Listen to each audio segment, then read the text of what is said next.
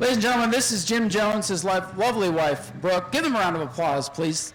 Jim has been taking pictures here for 46 years. That's a long time to be out here. Pretty much here every single week. His lovely wife, Brooke, she says 33 years she's been here, and she's only 33 years old. So we appreciate you guys being here for so long. And Jim, we know it's been a tough couple of weeks for you. Folks, if you don't mind, if you'd please rise, we're going to take a moment of silence. Jim lost his father here recently. So if you please rise, remove your hats, and join us in a moment of silence.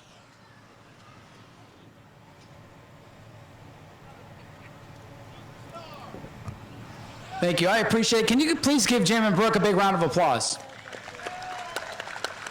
They've been out here a long, long time, and we thank you so much. Sorry for your loss. Thank you for being out here despite all the troubles. Miss Jane is down here to show her appreciation. I'm going to give the microphone to Rusty because he's got a pretty interesting story to tell. I heard a special story this week that I think you're going to like. We've got a racer here tonight that doesn't necessarily come and race here every week. I wanted to find out some more about this racer, so I asked some questions. And I planned on having him out of the car to do this, but we're running a little bit behind. We're chasing weather, the whole 9 yards. How many of you are familiar with George Gorham in the 10 car? I wanted to have him talk, but he's all buttoned in and everything. Here's a neat little story that I want to share with you. Little random acts of kindness go a long ways. And when I ask about George Gorham this week, a lot of you know that sometimes there's a little stuff on the racetrack, gets a little crazy every now and again. But there's a whole nother side of George Gorham. He and his wife do a lot of things just to help people.